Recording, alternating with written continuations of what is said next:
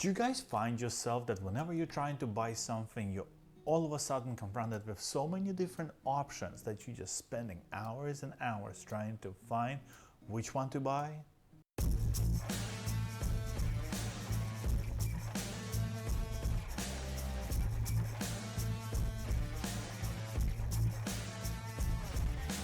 Hey you beautiful people, Alexei here, and I'm at my studio looking to answer one of the most asked questions I get. Which cutting board should I buy? When you are prepared to invest your hard-earned money into a solid wood cutting boards, you will see that there are three main categories: face grain, edge grain, and end grain. Let me explain. The biggest benefit of using a face grain boards is the display of a natural raw beauty of this grain of the highly figured woods. However, the biggest drawback of using these boards that they are the most susceptible to display the knife cuts. Therefore, I highly recommend using the face grain boards as your serving, charcuterie, cheese boards, or even a light duty cutting boards. I just do not recommend the use of heavy cleavers or chef's knives on face grain boards. Alright, so for the next board we're gonna dive in straight to the opposite side of the pool and gonna take a look at the end grain boards. These boards also sometimes being referred as a butcher blocks, and they're really well known for the beautiful designs, extreme durability, being really kind to the knife, and also being the most knife cut resistant out of all of the other kinds. The drawbacks of this board is obviously the initial investments. These boards are the most expensive boards out of three.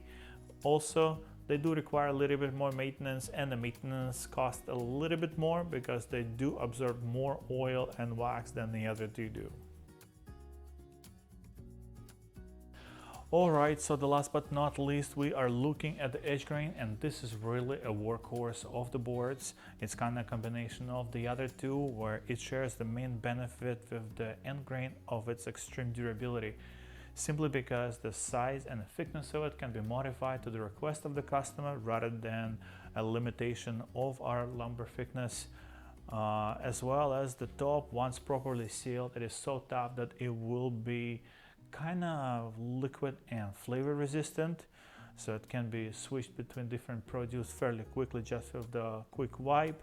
However, the toughness of the surface comes as a drawback as well, because it will be tougher on your knives, and after a while it will show the knife cuts. In conclusion, the benefit of owning one of these beautiful hardwood cutting boards, it's quite substantial, and I can't even explain how nice it feels to have one of these beautiful boards at your kitchen and prep your meals on it. And I wouldn't even get too hung up on the drawbacks, because the knives can always be sharpened and the knife cuts on the boards can always be fixed fairly easily, and in the future videos I will explain how to do it. But in terms of which board is right for you, I would say it this way: if you're planning to use this board as a serving and kind of light duty cutting board, I'll say yeah, go ahead for the face grain, because it will offer you a great entry point as a price. If you're more of an advanced cook at home and you spend a lot of the times cutting and chopping a lot of vegetables and meats, I would say, you know, start with the edge grain, and if budget allows, step up to the end grain. So overall, any of these boards are gonna be an amazing addition to anybody's kitchen, and definitely great conversation piece whenever you're hosting guests. However, as a personal note, I'd like to address that these boards with proper care and maintenance will serve you forever, and in today's throwaway economy, I find this point being the most important. Hey guys, thank you for watching this video to the end. I hope I was able to shine some light on which cutting board is right for your use. If you have any questions, feel free to ask them in the comments below. And if I added any value, please like this video, subscribe to my channel for the future carpentry and woodworking videos.